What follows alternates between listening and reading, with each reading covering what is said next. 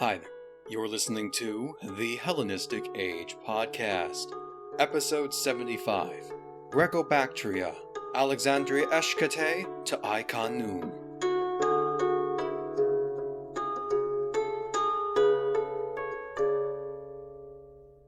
The concept of a flourishing Greek civilization in Central Asia has served as a source of wonder for many, compounded by a lack of literary and archaeological evidence. Since the 1960s, a wealth of information has come forward that, while still quite small and situated in an unstable political environment, has nevertheless revealed a great deal about the organization and landscape of Hellenistic Bactria. But as much as these discoveries support a strong Hellenic presence, they also demonstrate that the Greco-Bactrian and successor Indo-Greek kingdoms are no less complex than the other Hellenistic states. With our narrative adjourned at the death of Eucratides, let us look towards the social, economic, political, and cultural organization of Greco-Bactria to better understand what life was like for both Greeks and Bactrians during the Hellenistic period. One of the most captivating monikers used by ancient authors to describe Bactria is Land of a Thousand Cities. Paradoxically, the amount of archaeological evidence for urban settlements dating to the Hellenistic period is remarkably thin. Our sources indicate that building and colonization projects began shortly after Alexander's arrival. Strabo suggests that he founded 8 cities in Bactria and Sogdiana, whereas Plutarch claims upwards of 70 throughout all of Asia. Later kings like Seleucus I, Antiochus I, and Eucratides I are said to have established new settlements in the region. Regardless of the number of cities that were actually founded, we can determine that the extent of colonization and settlement was extraordinary. More colonists were placed in Bactria and Sogdiana by Alexander than all the other Asian satrapies combined. He had faced an incredible amount of resistance from the local communities during his conquest, so it is only natural to assume that the populating of cities and military outposts with Greeks and Macedonians was to act as a bulwark against a native uprising. However, most of the colonists were soldiers unable to serve due to infirmity or old age, so it was also a way to relieve the burden of Alexander's army. It is also worth noting that Alexander tended to send Greek mercenaries, some of whom he felt were disloyal or untrustworthy, to the most remote satrapies. Deportation to Bactria was a policy practiced by Persian rulers as well, so Alexander was following a precedent and likely looking to keep his more seditious troops out of the way.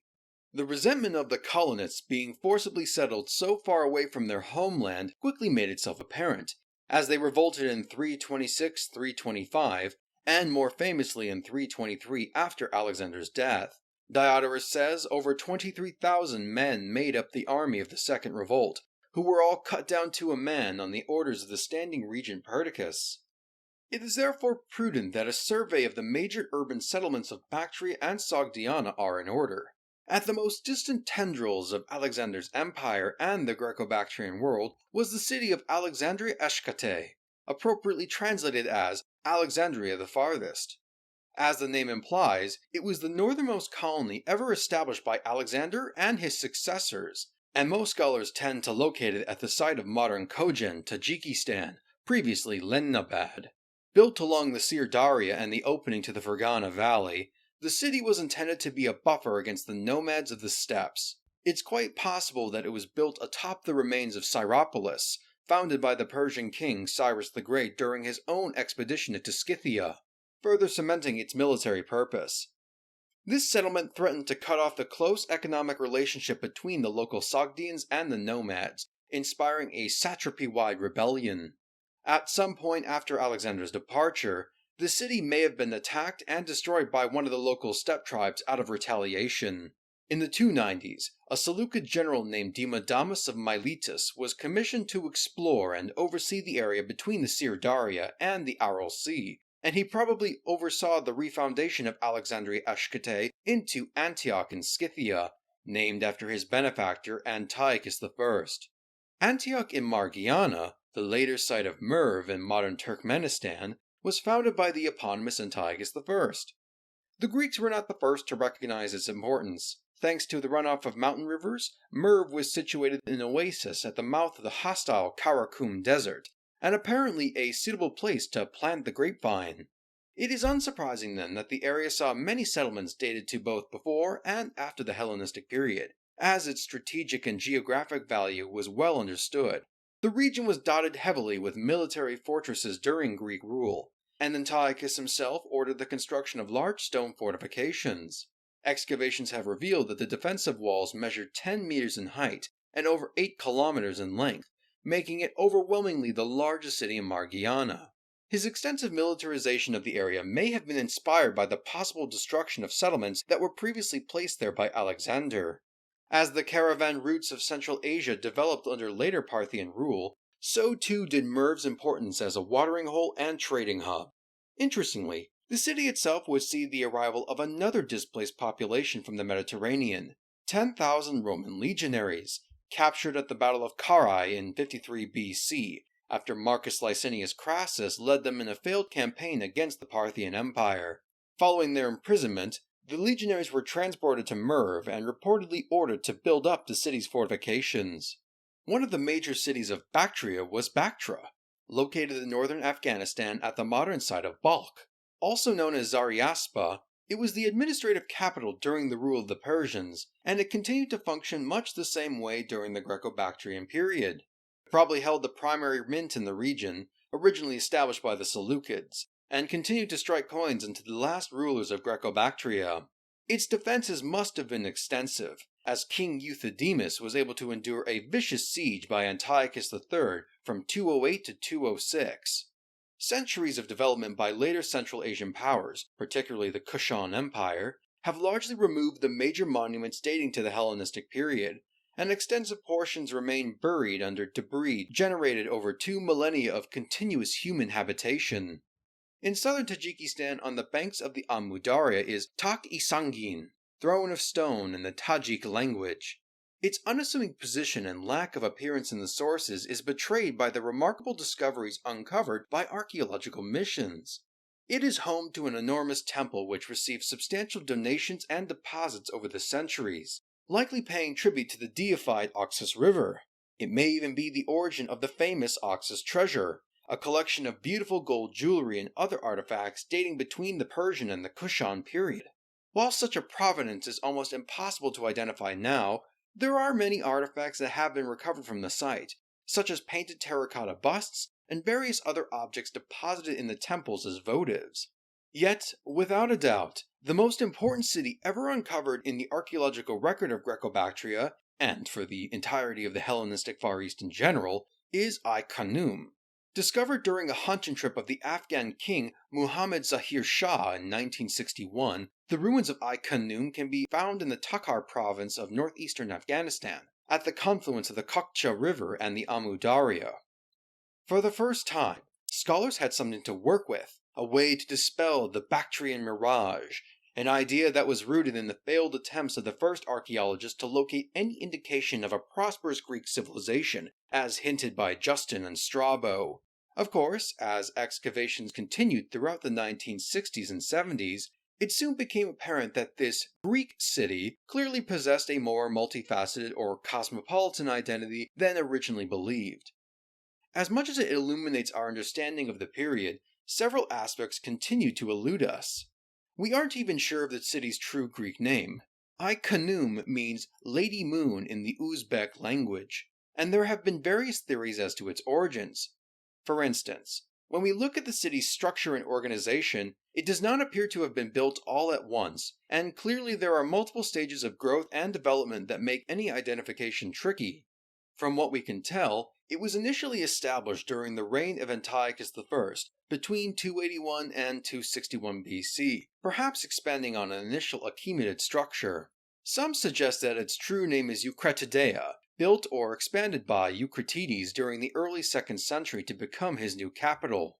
Other possible names include Alexandria Oxiana, due to the descriptions of ancient geographers who say Alexander founded the city along the Oxus.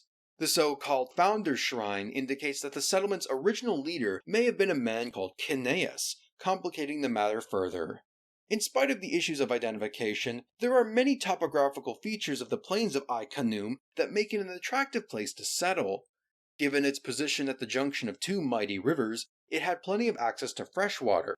The local Bactrians had skillfully built 2 canals designed to bring the water up the plains, but the Greeks later added a 3rd canal, presumably to accommodate for the swollen and densely concentrated population. This river junction also was a major crossing point, enabling the officials to oversee and manage the traffic that would be moving in and out of the region. Engineers and architects took advantage of the elevated position and built well-fortified walls to act as a bulwark against any attacks, though perhaps not as impenetrable as the founders may have hoped.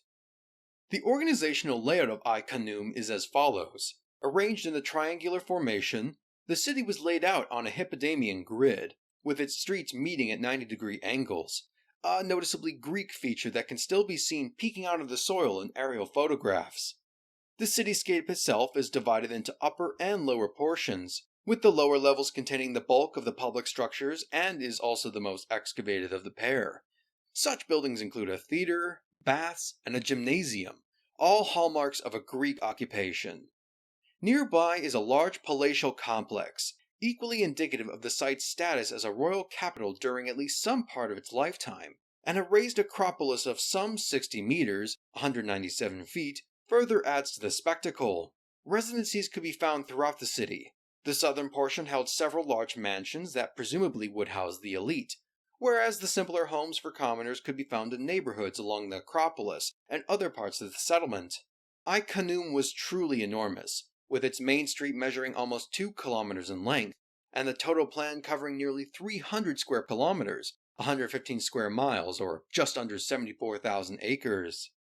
Despite the preponderance of Greek institutions like the gymnasium, a Hippodamian grid, and the theater, there are several elements of Ai Khanoum that bear local influences or demonstrate some unique blend of styles or tastes. The domestic architecture of homes throughout the city, both for rich and poor alike, adheres to the customs of the Bactrians. The settlers of Ai Khanoum could not ignore the realities of the climate of Central Asia when compared to the warmer shores of the Mediterranean, including their access to construction materials. Rather than marble or stone, buildings and fortifications were built with local mud brick and wood techniques.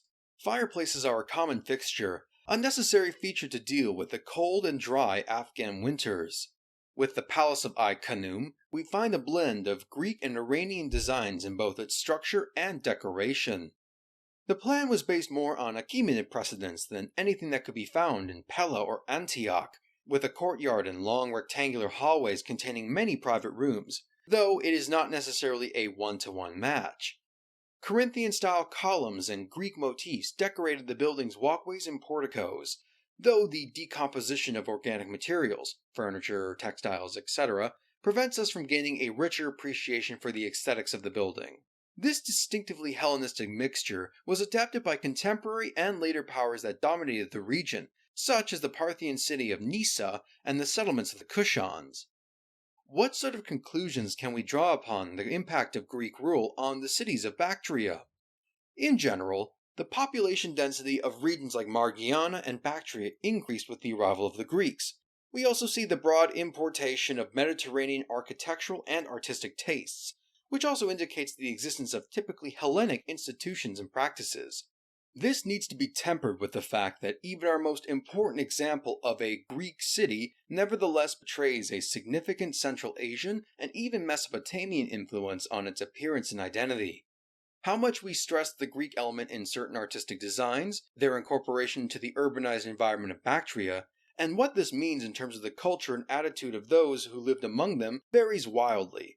As scholar Rachel Mayers notes, quote, "When is a Corinthian column in the Hellenistic Far East a sign of Greek identity, and when is it something that simply supports a roof?"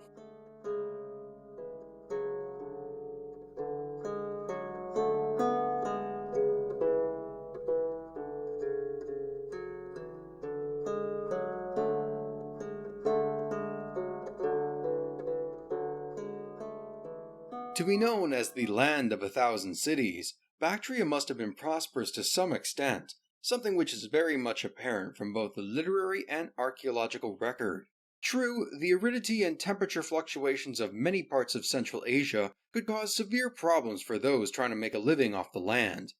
Like with the Nile River in Egypt, The tributary system of the Oxus River enabled for the development of large-scale agriculture, mainly due to the extensive hydraulic knowledge cultivated by the Bactrians over many centuries.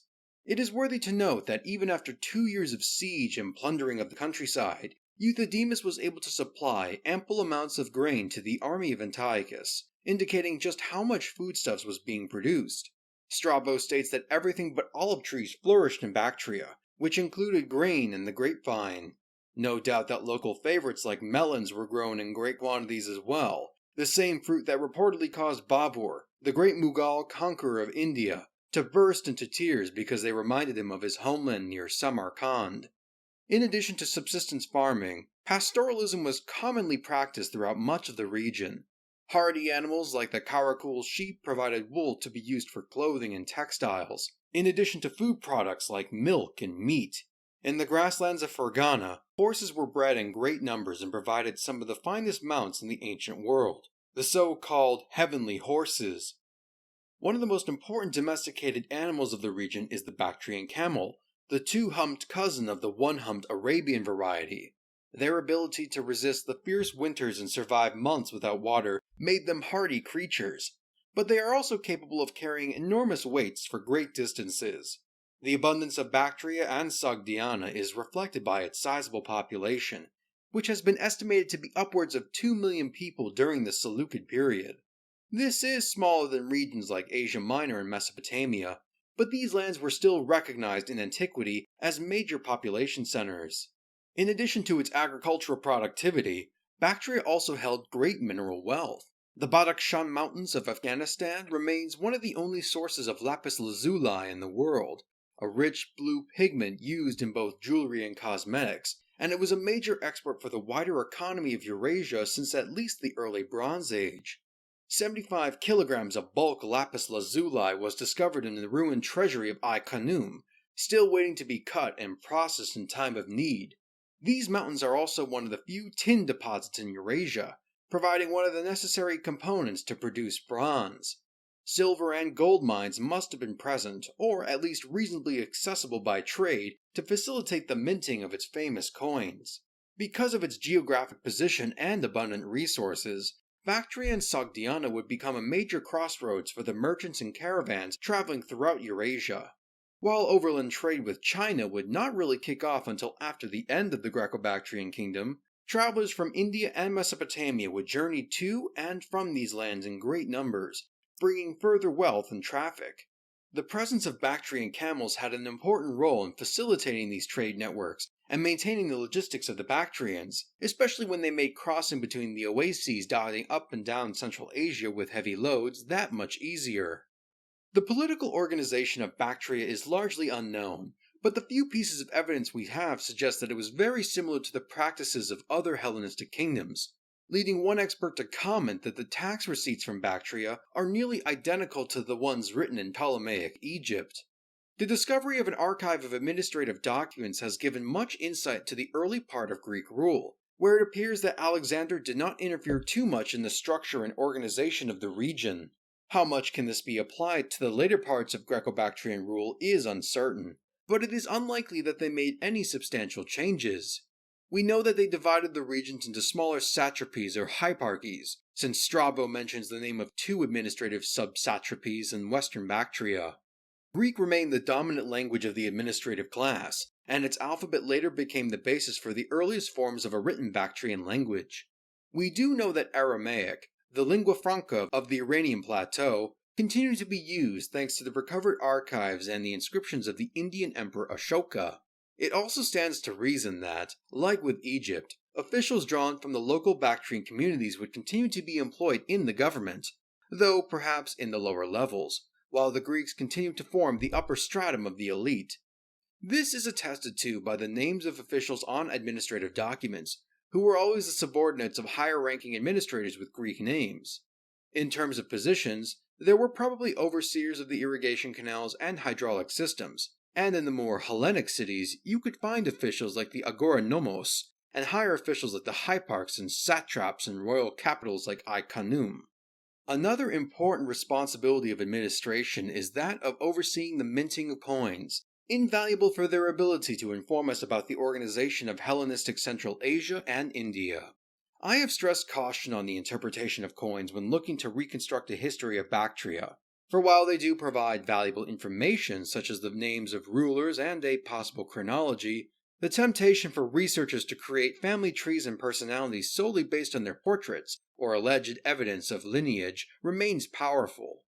When we look past the names of rulers and try to focus on other aspects of coinage, we can glean a surprising amount of information about both the broader picture and finer details. Traditionally, it is thought that Alexander had been the one to liberate much of the silver bullion that was stored in the treasuries of the Persians, monetizing the economy of the East. Most would now give that credit to the Seleucids, who established a mint at Bactra, and the later Greco-Bactrian kings who likely added another mint in Ai Khanoum. The largest coin hoards of the ancient world have been found in Bactria, and there are a great number of them as well. It is important to realize, though, that the number and size of coin hoards do not necessarily indicate the level of monetization in the region, but rather the level of political instability. These deposits were buried but never recovered by their owners, who were either killed or unable to return to the spot because of invasion or any wars fought in the area. One curious feature of Bactrian coinage is the presence of cupronickel, a copper-nickel alloy that gives a distinctive shine, and it can be found in the coins of three kings, Euthydemus II, Agathocles, and Pantaleon. The instructions on how to make cupronickel was known to ancient China, but was unheard of in Europe and West Asia until the mid-18th century. How the Bactrians got a hold of it is unknown. Since it was only this series of rulers that struck coins using cupronickel, they probably did not gain the knowledge on how to make the alloy from the Chinese, but either received cupronickel ingots through the trade, or the plunder taken from the conquests of Demetrius in India, which immediately preceded the reign of Euthydemus II.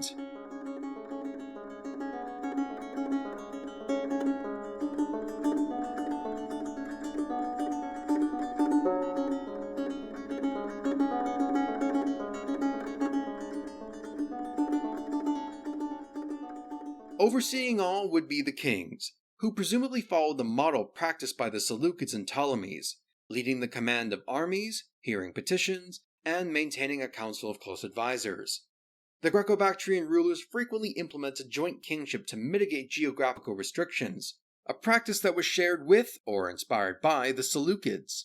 As king, Demetrius was probably able to embark on his conquest of India while his father Euthydemus was still alive, based on evidence from the Kuliev inscription. Antiochus is said to have reigned alongside junior figures Eumenes and a second Antiochus.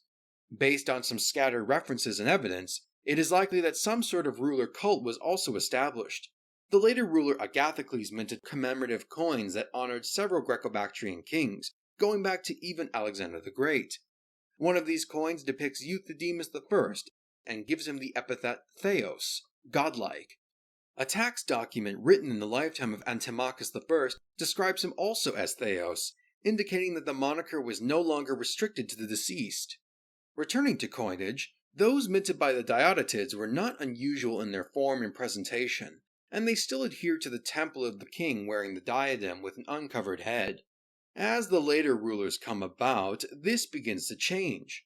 While Hellenistic monarchs and later Roman emperors were prone to unrealistically portraying themselves as eternally youthful throughout their reigns, Euthydemus issued multiple coins that clearly showed the aging process, with the portrait of a dashing young man giving way to wrinkles and plumper features. Antiochus's profile is also distinct because his portrait shows him smiling, an element that is more reminiscent of archaic and classical Greek art from the 5th century than anything from the Hellenistic period. Profiles of Eucratides are more militaristic, and depict him wearing a Boeotian cavalry helmet or wielding a javelin. Antiochus I wears the Kausia, the broad-brimmed cap that was a common fixture for Macedonian colonists and soldiers. Displays of martial prowess and militarism are ever-present elements of Hellenistic monarchies, with their territory considered spear-won land, a phrase that is visually translated with Eucratides' aggressive pose. To my knowledge, there are almost no coins that show the king wearing such military garb for almost any other Hellenistic dynasty. The only exception is that of Timarchus, a rebellious Seleucid official who appears to have directly modeled his coins after those of Eucratides, and this trend would be carried forward by the Indo-Greek rulers as well. Perhaps this overt display is tied to the violent politics of the region. Skill in battle may have trumped dynastic loyalty or moral qualms about regicide. It could also be a choice born out of their cultural isolation, since by Eucratides' time they had been separated from the Seleucids due to the expansion of the Parthian Empire into the Iranian plateau. They may have wanted to present themselves as champions of Hellenic military culture. The choice of gods to present on the reverse of these coins also reflects this warlike attitude. Diodotus moved away from the seated Apollo, the dynastic god of the Seleucids, and replaced him with a standing Zeus wielding the thunderbolt. Euthydemus and Demetrius chose Heracles, the club-wielding monster slayer who traveled the globe. While Zeus and Heracles are among the most popular deities for the Greco-Bactrians and the Indo-Greeks, there are also other figures that appear in peculiar strikes. Antiochus I used Poseidon standing with a trident, perhaps referring to a river victory, or more likely the god's connection to horses and cavalry. Eucratides chose the Dioscuri, the twin brothers Castor and Pollux that were renowned horsemen, and they can also symbolize the importance of the joint kingship that Eucratides shared with his son. Along with its kings would be queens of Bactria, but we have very little to draw upon in terms of sources. Antiochus III is said to have promised his daughter's hand in marriage to Demetrius I, though we aren't given her name, nor do we have any explicit evidence that this promise was fulfilled. Only one woman makes an appearance on Greco-Bactrian coins, a lady named Laodice. She was clearly an important figure, as her profile appears alongside a man named Heliocles, but of the two, it is she who wears the royal diadem. Her name may reflect a Seleucid background, given the commonality of the Laodices among the women of that dynasty, and the supposed marriage between Antiochus' daughter and Demetrius, but nothing is certain. It's likely that the Greco-Bactrian kings married daughters and sisters of high-ranking Greek officials, but one cannot help but wonder if they also married high-born women from the local Bactrian and Sogdian communities to ensure political stability. Alexander took the hand of Roxana, the daughter of the powerful Oxyartes, and Seleucus was wed to Apama, the daughter of Spidomenes, a Sogdian warlord and fierce opponent of the Macedonian invaders. Given that one of the main functions of a king was to lead in battle, and how Bactria and war go hand in hand in our sources, it is worth considering the militaristic side of the Greco-Bactrian kingdom. The ancient authors stress the large amounts of manpower that could be drawn from the region. Euthydemus is said to have been able to field 10,000 cavalrymen against Antiochus III at the Battle of the Aria River, an amount without parallel in any other contemporary engagement that would have required great resources to maintain. Justin claims that Eucratides endured a siege by the army of the Indo-Greek king Demetrius, which numbered 60,000 strong. As we have already discussed, Alexander and the early Seleucids oversaw an extensive settlement program and the establishment of military colonies. Presumably the sons of these veterans would have been enlisted into the army, and possible theories about the existence of a cleruchic system, whereby soldiers would be given land to supplement their income in return for a continual service, have been suggested, though not confirmed. The hiring of mercenaries may have been a suitable route to acquire new troops. A play of the comedian Menander, known as the Samia, and dated to the late 4th century, has the protagonist consider heading off to Bactria as a soldier for hire. While the scene is intended to be tongue-in-cheek, journeying to the east to ply one's trade as a mercenary was considered a plausible, if slightly excessive, career decision. In terms of their conduct in war, the Greco-Bactrian rulers probably continued to utilize the tried and true method of the Macedonian pike phalanx and heavy cavalry. A golden clasp recovered from Telia Tepe and dating to the 1st century shows two warriors, dressed in the kit of a Hellenistic soldier. A muscle cuirass with rows of paterges, a Boeotian helmet, a military cloak, along with a spear and shield.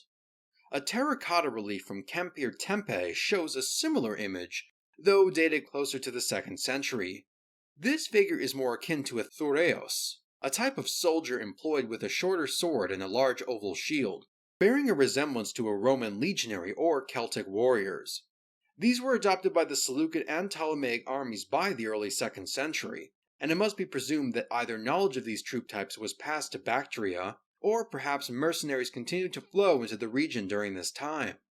Eucratides' coins of the Dioscuri show cavalrymen wielding long pikes akin to the men serving as part of the royal agema or companion cavalry.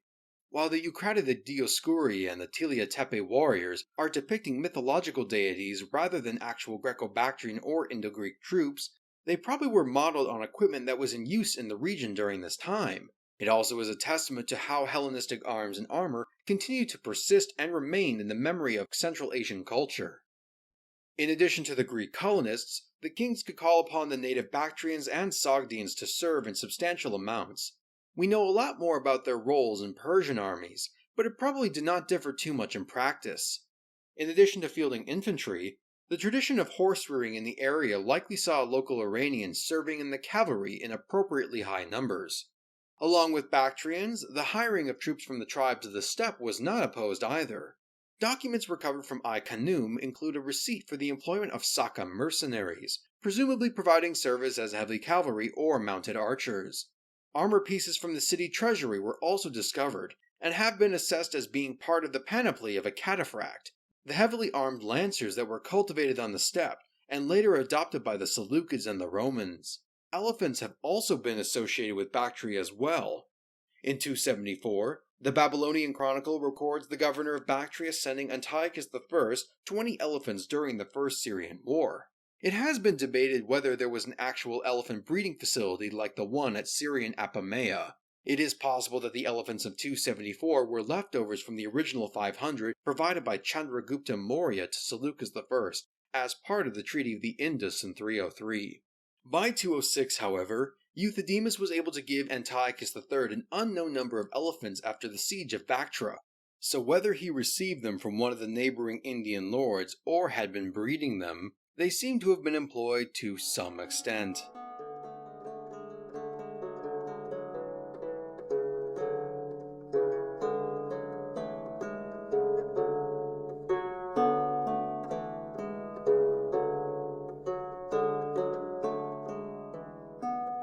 How Greek were the Greco-Bactrians? How Iranian? The question of identity is contentious, and given my discussions on both the Seleucid Empire and Ptolemaic Egypt, I hope that I've been able to illustrate the complexity of the idea of Hellenization. But with Greco-Bactria, and later the Indo-Greeks, it is incredibly intriguing to imagine something like Athens transplanted in Asia, but the meager amounts of evidence we have requires us to take a step back and carefully assess our findings. As I spoke earlier, Bactria saw an enormous wave of colonization during Alexander's conquest, so its Greek population was anything but inconsequential. In addition to their geographic displacement from Greece by thousands of miles, the early settlers of Bactria seem to have felt culturally isolated and deeply resented their alien environment. Diodorus directly lists one of the major reasons behind the mercenary revolt of 323 was because they longed to return to their homelands and Greek ways of life. Alexandria Eschate in Sogdiana was viewed as the effective end of civilization. The Seleucid explorer Demadamus consecrated the furthest extent of his journey with stone altars dedicated to Apollo, much in the same vein as Alexander on the Hyphasis, to demarcate the borders of the known world. Because of this, it is not surprising that both the Seleucid and Greco-Bactrian rulers, along with the settlers and their descendants, sought to replicate or import much of the trappings of Hellenic culture. Located in the city center of Ai Khanoum is a great heroon, an enclosed shrine and tomb dedicated to a man named Canaeus. We have no idea who Canaeus was, but he clearly was an important member of the first wave of settlers. Inside the tomb, there is a marble slab inscribed with maxims of the Oracle of Delphi. It reads as follows, quote, "Speak well of everyone, be a lover of wisdom. These wise sayings of men of old, the maxims of renowned men, are enshrined in the holy Pytho, Delphi. There Clearchus copied them conscientiously, and he set them up here in the sanctuary of Canaeus, blazing them from afar. As a child, be well behaved. As a young man, self-controlled. In middle age, be just. As an elder, be of good counsel. And when you come to the end, be without grief." End quote. The message of Delphi, long considered to house the omphalos, or navel of the Greek world, was symbolically carried to Afghanistan. Indeed, many of the Seleucid coins show Apollo, the patron of Delphi and the Seleucid dynasty, seated upon the stone omphalos. Traditionally, Greek settlers would seek the blessings of the oracle residing at the temple before establishing a new colony. The dedicant, Clearchus, is often thought to be the peripatetic philosopher of the same name, though there is no definitive way to prove this, and some have argued it was placed there long after he had died. If we follow this line of reasoning, then this marker was established during the second expansion of Ai Khanoum into a royal capital. The Greek residents of Ai Khanoum were consciously linking themselves with the larger Hellenic community, retroactively incorporating it into their civic history. Along with the maxims of Delphi, there is other evidence of a Greek intellectual culture at Ai Khanoum. The existence of a theater, capable of seating 6,000 occupants, presumably means that plays were put on for the residents of both the city and the surrounding regions. Amazingly, 21 lines of iambic verse from an otherwise unknown tragedy have been recovered. Translations reveal that the subject matter is tied to the god Dionysius, an important deity in the Greek perception of the East. Euripides' Bacchae claims that Bactria was one of the places visited by the god of wine, and Alexander made major sacrifices in Dionysius' name while in Samarkand. King Pantaleon placed the bust of Dionysius on one of his coins to celebrate his conquests in India. Unfortunately, we are unable to draw any serious conclusions, but it is not the only piece of literature to be discovered. The assumption that the Clearchus of the Delphi inscriptions and the peripatetic philosopher are one and the same has tickled scholars' imagination with ideas of Greek philosophy being studied in Bactria. While the association of Clearchus is conjectural, there is far more evidence to demonstrate its reality. A substantially better preserved papyrus fragment from Ai Khanoum has 4 columns of text containing part of a philosophical treatise. The treatise is structured exactly like a Socratic dialogue, and the subject of the discussion is the Platonic theory of forms. Like with the Dionysian tragedy, this text is from an unknown work and authorship, though some have speculated that it could be a lost book of Aristotle. An attractive answer, since Clearchus of Soli was of the peripatetic school, founded by the descendants of Aristotle's Lyceum. It is very possible that this is not an Aristotelian work, but an original by a Greco-Bactrian author. There also existed a gymnasium at Ai Khanoum, a quintessentially Greek institution not only intended to hone athletic ability, but also serve as part of the education of the younger Greek males of the community. An inscription on the bust found in the gymnasium indicates that it was dedicated by the brothers Trebalos and Strato to the gods Hermes and Heracles, patron deities of athletes.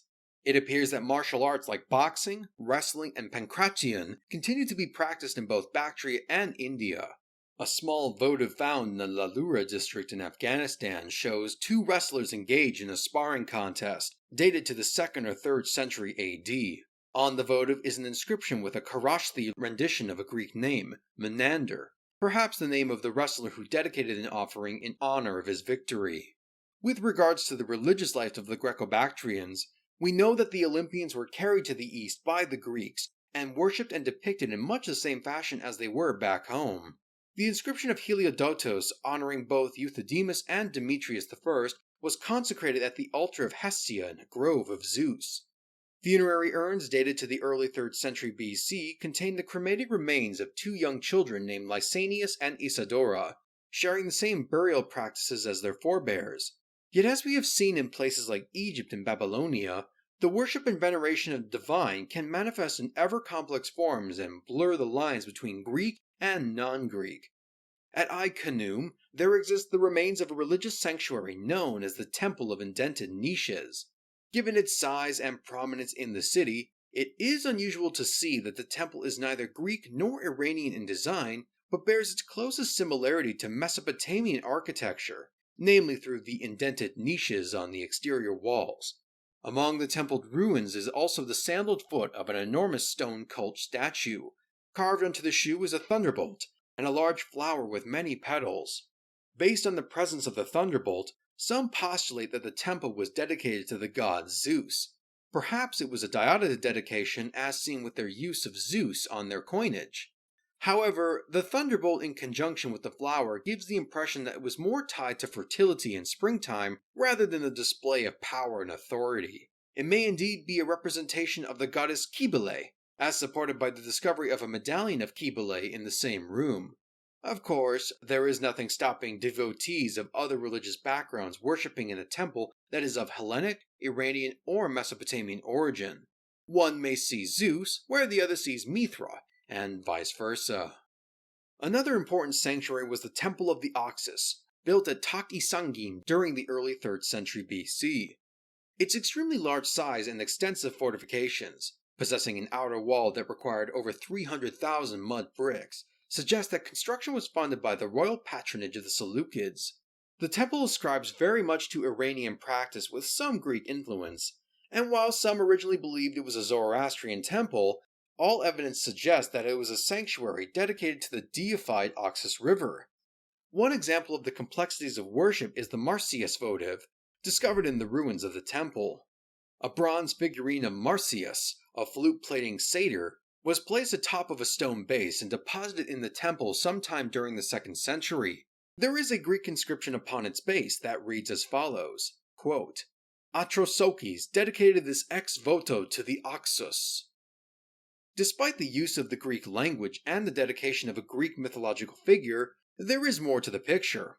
The name of the man who dedicated it, Atrosokis, is Bactrian in origin and means possessing the power of the divine fire. If Greek was a language of the elites, it certainly makes sense as to why this Bactrian would choose to use it in this act of piety. Atrosokis' offering harkens back to a long-standing local veneration of the Oxus River, which was the lifeblood of Bactria itself. Many of the names of the native Bactrians that have survived through administrative documents and written records are a testament to its importance. Oxyartes, Oxybazos, and Oxyvoakes, to name a few. If we believe that the temple of indented Nishes at Ai Khanoum was dedicated to Kybele, it may also be a stand-in for the deified Oxus, or perhaps the Iranian water goddess Anahita. The choice to use a figurine of Marsyas for a dedication to a river deity is curious but appropriate, since the satyr is associated with the Meander River in Asia Minor. A sculpted metal disc from eastern Iran shows a Seleucid war elephant, and upon its back is a cloth saddle with a rendering of a hippocampus, a water-dwelling fish-tailed horse commonly accompanying the god Poseidon. Given Bactria's association with elephants in its landlocked geography, it is quite possible that this hippocampus was directly evoking the Oxus. While the votive of Atrosokis can potentially be seen as an instance of Bactrian religious practices communicated through a Greek means, there is a similar example in the Temple of Apollo in the island of Delos in the Aegean Sea, one of the most important and renowned sanctuaries in the Greek world. Among its ruins are a list of inscriptions providing an inventory count of all major donations given to the temple. One was recorded in 179 BC, and reads, quote, The upper part of a lion on a plinth, the dedication of Hyspasines, son of Mithroaxos, a Bactrian. Both Hyspasines and Mithroaxos are very much Iranian names, and if we are to assume that Atrosokis deposited his treasure in a temple of the deified Oxus, it seems somewhat unusual to have a Bactrian contribute to a very Hellenic sanctuary. However, the Seleucid dynasty viewed Apollo as a patron deity, and struck coins using the image of the bow-wielding god. It could directly evoke models of Iranian kingship, and so it is possible that Apollo still resonated with the Bactrians long after the Seleucids gave up control of the area. But there is also the question of how Hyspasines ended up at Delos, and how he identified himself culturally or ethnically. Was he a Bactrian immigrant, or merely a traveler? A Hellenized Bactrian that worshipped Greek gods? A mixed Greco-Bactrian ancestry? The possibilities are endless, and ultimately inconclusive. Without an abundance of papyrus fragments, our ability to understand the relationship between Greeks and Bactrians remains limited. Since the original colonists brought by Alexander and the Seleucids were largely male Greek soldiers and camp followers, it is therefore inevitable that mixed marriages with native Bactrian and Sogdian women would have occurred to some extent. In Hellenistic Egypt, we saw how mixed families and their descendants could play fast and loose with their concept of self-identity, being Greek or Egyptian whenever it seemed fit. It is likely that we have similar circumstances between the Greek and Iranian communities of the region. A useful case study can be found with the Branchidae, the descendants of Milesian Greeks settled by Xerxes in Sogdiana and later encountered by Alexander. After almost 150 years since they migrated from the Mediterranean, it appears that they still spoke Greek, but it had developed into a kind of Creole that borrowed heavily from local languages. They identified themselves as Hellenes, however, and their lifestyle and customs still resembled their ancestors. Not that this did anything to win the sympathy of the Milesians in Alexander's army, though. This sort of persistent civic identity is also hinted at by Polybius when he recounts Antiochus' invasion of Bactria. During the negotiations between the two kings, Euthydemus I attempted to establish a rapport with the Seleucid ambassador Teleus by pointing to a shared ancestry to the Greek city of Magnesia. As the excavations of Ai Khanoum have revealed, the upper and lower class incorporated both Hellenic and Central Asian material culture and designs into their homes. The political language and many of the city's most prominent public buildings are characteristically Greek, but the persistence of local customs and traditions is unmistakable. And whether we can attribute those choices to being a case of Bactrians Hellenizing or Greeks Orientalizing remains a mystery. As a brief aside, let me address the clothing of the Greco-Bactrians. More specifically, I am referring to the kausia, the hat worn by Macedonian commoners and nobles alike. The Persians even specifically called the peoples living in Macedonia Yona Takabara, the Greeks with shields on their heads. Along the border of southeastern Afghanistan and Pakistan, several modern ethnic groups like the Pashtuns or the Ko wear a popular headdress known as the pakol, a pie-shaped hat made of wool or felt. Some have noticed a resemblance between the pakol and the kausia, so much so that they've postulated that it was a cultural leftover from the Greek occupation of Bactria, or perhaps an export from the local Bactrians back to Macedonia. While it is an attractive idea, the pakol didn't really come into existence until the late 19th century in northern Pakistan, before spreading into Afghanistan in the late 1970s. Was there any tension between the Greek and Bactrian communities? The arrival of the Macedonian army in 329 was punctuated by years of brutal warfare and rebellions, which saw tens of thousands of Bactrians and Sogdians killed in the fighting. We aren't told of any further rebellions by indigenous leaders, though the Sogdians were able to separate themselves from the rule of the Greco-Bactrian kings around the time of Euthydemus I. Despite there being evidence of Bactrians serving as part of the administrative class, resentment must have certainly built up to some degree or another by the occupation and dominance of a culturally distinct group. One Bactrian custom that offended Greek sensibilities was their funerary practices, more specifically the corpse-eating dogs that were said to have roamed around Bactria. Bactria and the eastern Romanian plateau have often been considered the birthplace of the Zoroastrian religion, and the bone of contention between Greek polytheists and Zoroastrians was the practice of open-air exposure versus the cremation of dead bodies. Given the importance of the sacred fire as a symbol of Ahura Mazda, sullying the flames with human remains was and continues to be seen as a sacrilegious act by many Zoroastrians, who generally prefer that the dead be left out in the open and consumed by animals like carrion birds and dogs. Upon seeing this practice during his visit to Bactria, Alexander is said to have outlawed it out of disgust, which no doubt greatly incensed the local population. Interestingly, the Diodotids minted several bronze coins, species that was intended for local or regional use, and on the reverse is a depiction of Artemis, goddess of the hunt. Accompanying Artemis is a hunting dog, at least on earlier specimens, while later ones remove the dog but keep Artemis. One theory suggests that Diodotus may have abandoned the image of the dog, lest the Bactrians be reminded of the censorship of their religious beliefs and breed further resentment.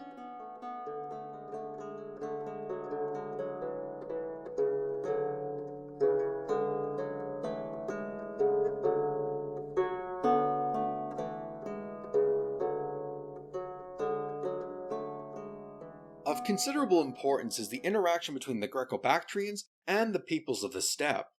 Native Bactrians and Sogdians had long held a close economic and social relationship with the nomadic horse-rearing tribes living along the Eurasian grasslands. Strabo suggests that the Sogdians were almost indistinguishable from the nomads living across the Jaxartes River, though the Bactrians were more urbanized and therefore more civilized. In the Persian period, this relationship continued to function as per usual, albeit with some rough patches when those like Cyrus and Darius marched their armies in the region. The arrival of Alexander is thought to have seriously disrupted this network, as he and the later Seleucid kings would repeatedly clash with tribes like the Saka, the Dahai, and eventually the Parni. The foundation of Alexandria Eschate, A military outpost intended to control or curb the movement of the nomads may have been the final catalyst that caused the satrapy-wide revolt in Sogdiana during Alexander's campaigns. The Greeks took the nomadic threat quite seriously. One of the coins of Diodotus I, really issued by Diodotus II, displays a marker on the coin face that indicates a military victory. It is quite possible that Diodotus had successfully fought against the Parthians when they first emerged onto the scene, and he may have used that victory to claim the title of king, or perhaps Diodotus II retroactively championed his father's success to make his own bid for power. According to Polybius, Euthydemus I attempted to bargain for his position with Antiochus III by claiming that he alone was keeping the nomads of the steppes at bay. A united front against the likes of the Parthian and Saka would be mutually beneficial to the security of Asia. Euthydemus may have been only looking to protect his own interests, but there is a clear communication of his kingly role, and that of Antiochus, as the protector of the civilized world from the ravages of the barbarians. But we can also see that the Greco-Bactrian kings were more than willing to work with the nomads if needed, since there is a suggestion that Diodotus II and Arsaces I of Parthia may have formed a temporary alliance against Seleucus II. As I already relayed before, the hiring of Saka mercenaries and other nomadic tribes must have been attractive when the king saw the potential of incorporating horse archers or cataphracts into their fold. No doubt, the Greco-Bactrians would also wish to keep the nomads at arm's length, so they could get access to the fine horses raised by these communities to furnish for their armies as well. The connection between Bactria and the nomads is what leads us to the final part of this episode. As we discussed, the golden age under the reign of Eucratides I came to a violent end when he was assassinated by his own son after returning from India in approximately 145 BC. The name of this parricide is uncertain, as Justin does not give us enough details, though there are a couple of potential culprits. A successor named Eucratides II makes an appearance, strongly suggesting that he was a blood relative or a son of his namesake.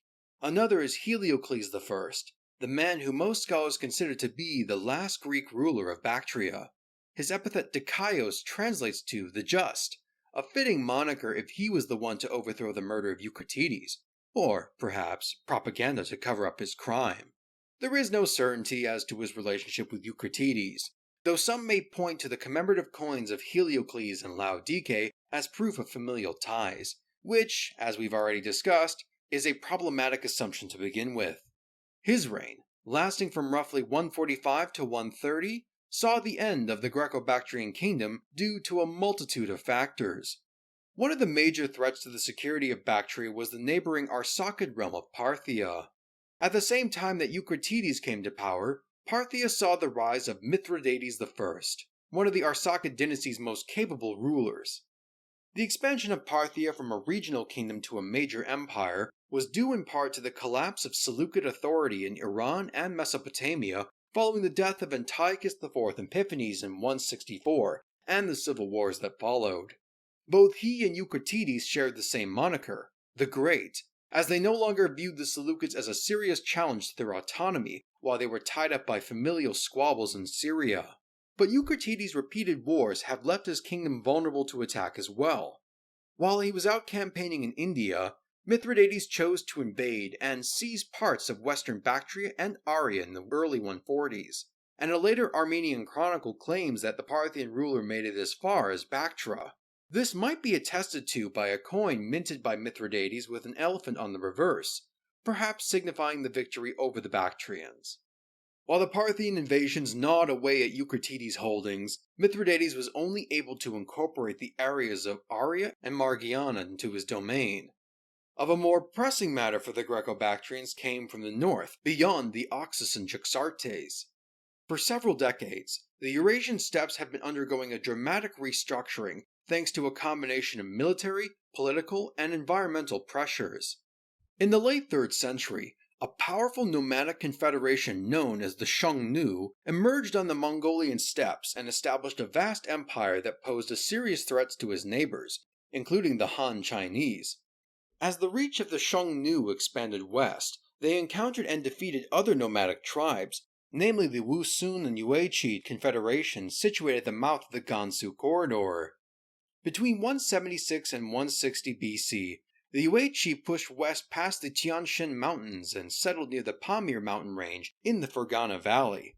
This domino effect of migrating tribes was felt in Central Asia as well, as the Yuezhi displaced the Saka and other nomadic groups who were sent southwards into Sogdiana and, ultimately, Bactrio. Strabo names 4 different tribes that helped topple the Greco-Bactrian kingdom: the Asians, the Passianians, the Sakaraukians, and the Tocharians. He clearly distinguishes them from the Saka, noting that they came from the lands beyond the Jaxartes. This migration was also confirmed by the accounts of Chinese historians, and while it is difficult to try and firmly connect the Chinese terms with those of the Greco-Romans, most accept that the Tocharians, Tokharoi in Greek, should be identified with the Yuezhi. The movement of these peoples occurred over many years, but archaeological evidence may point to a firmer date of the nomadic invasion of Bactria. This we can find in Ai Khanoum, which was abandoned by 145. One of the last written documents of the city is a treasury record dated to year 24. This means either that a king was in his 24th year of rule at the time it was copied down, or it was the 24th year of a Greco-Bactrian or Indo-Greek era, modeled after the Seleucid era. Most believe this to be a marker for the reign of Eucratides, which would be approximately 146 or 145, and so it also forms the chronological marker for the end of Ai Khanoum, and the approximate end of Eucratides' reign. Of all the known coin hoards discovered in the city, no coins minted after Eucratides have been found among them. The defensive walls display signs of damage from fire and warfare, with arrowheads of Scythian design having been discovered in the rubble as well.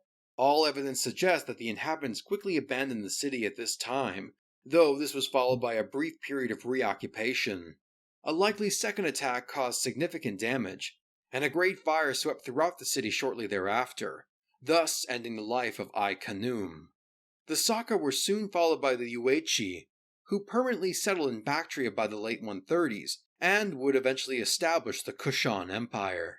The turmoil afflicting the realm during the reign of Heliocles may be reflected in his coin dies, the tools used to strike images and inscriptions on coins. Studies show that there is a very high percentage of error among the dies used to mint Heliocles' coins, with nearly 20% of them showing spelling mistakes and other flaws. For perspective, the second highest error rate of 15% could be found among the dies of Antiochus I, but this can be accounted for by the fact that there are only around 20 specimens for Antiochus compared to 180 for Heliocles. It seems that Heliocles was in desperate need to strike coins in great numbers, as would be the case if he was pressured to try and provide pay for soldiers to be deployed in either the civil wars or in any battles with the Parthians and the nomads. The high percentage suggests poor quality control, born out of a demand for high volumes at the cost of aesthetic quality, a lack of government oversight, or both. The discovery of several coin hoards dating to this period, buried by their owners out of fear of being robbed or looted, also indicates the level of general instability of the period. Attributing the lion's share of the blame to the nomads for the fall of Greco-Bactria is tempting, and certainly holds great merit given the evidence from both the historical and the archaeological record, since both Strabo and Pompeius Trogus consider the Saka and other groups to be the largest culprits behind the kingdom's collapse. There are many parallels between the end of Bactria and the collapse of the Western Roman Empire in the 5th century AD, but like with the fall of Rome, the barbarian migrations form a piece of the larger puzzle. As we have seen, the political environment of Greco-Bactria was turbulent.